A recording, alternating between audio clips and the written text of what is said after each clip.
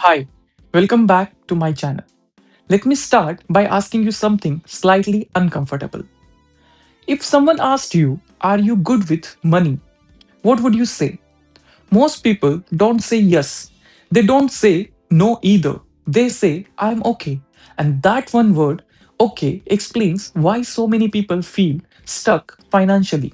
Let me explain. Okay is the most dangerous financial zone. I once spoke to someone who said, I don't have debt problems. I'm not struggling. I'm fine. But when we actually looked, no savings, no investments, no plan.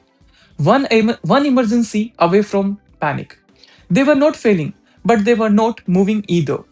Being bad with money forces change. Being good with money builds wealth. Being okay, it keeps you frozen. Nothing feels urgent enough to fix. Nothing feels broken enough to panic. If you take one thing from this video, let it be this. Comfort delays progress more than struggle ever does. Most people confuse earning with winning. Let me tell you a real life situations. Two friends, same age, same city. Friend 1 earns more, works longer hours, constantly busy. Friend 2 earns less, fixed routine, clear boundaries. Fast forward 5 years. Friend 1 is exhausted and stressed. Friend 2 has savings, investments, and options. Why? Because earning money is not the same as keeping money. Money doesn't reward effort, it rewards structure. If income alone created security, high earners would never feel anxious. But we all know that's not true. Not knowing your numbers create constant stress. Let me describe a feeling. See if you recognize it.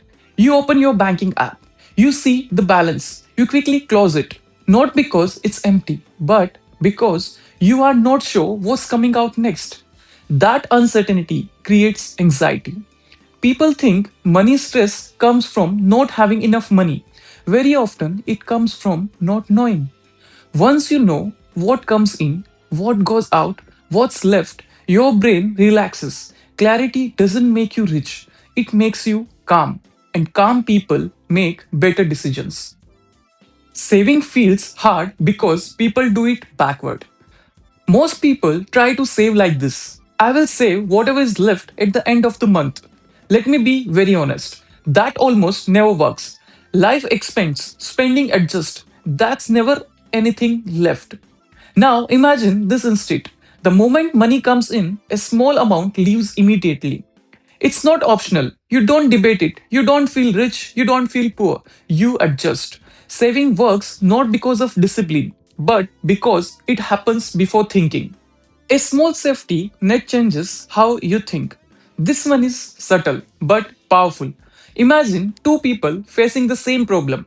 Their phone breaks. Person 1, no savings, panic, credit card. Person 2, some savings, annoyed but calm. Same problem, different reactions. Why? Savings don't exist for emergencies, they exist to protect your peace of mind. When you have a buffer, you stress less, you think longer, you stop reacting, you start choosing. Most people avoid money problems hoping they will disappear. Let me tell you something people rarely admit. Most money problems don't come from bad decisions, they come from no decisions. Bills pile up, balances grow, letters get ignored, apps stay unopened. Not because people are lazy, but because money triggers fear. I've seen people delay checking one account for months, only to realize the situation wasn't even that bad. It just felt bad.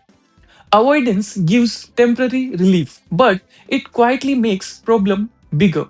Looking doesn't create the problem, it reveals it. And once something is visible, it becomes manageable. Lifestyle upgrade feels deserved, and that's the danger. Here's a scenario you will connect to. You start earning more, nothing dramatic, just a little extra. So you think, I deserve this. Better phone, nicer place, more convenience. Individually, none of these are mistakes, but collectively, these erase progress. The problem is not upgrading your life, The problem is upgrading everything at once. Income grows, expenses grows as well.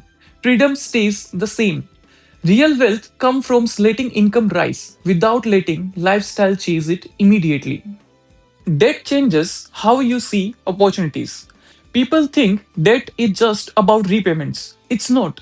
Debt changes what risk you can take, what jobs you accept, how trapped you feel. Someone with no debt can switch roles, take a break, start something new. Someone buried in payments, they choose safety over growth every time.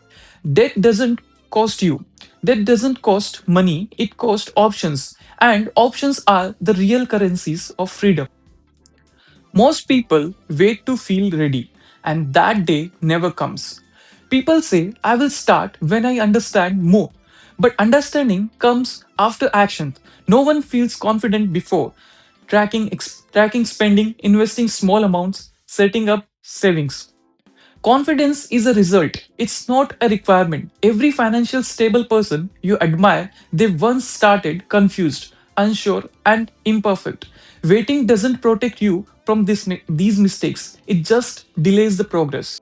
Boring money habits win every single time. Let me be honest. The people who build wealth aren't exciting. They don't chase trends. They don't constantly talk about money. They automate, review occasionally, repeat the same boring actions. No drama, no stress, no panic. Being boring is underrated because boring compounds, chaos doesn't. If you watched until here, you are already doing something different from most people. Now, here's your real takeaway. You don't need more income, better luck, perfect knowledge.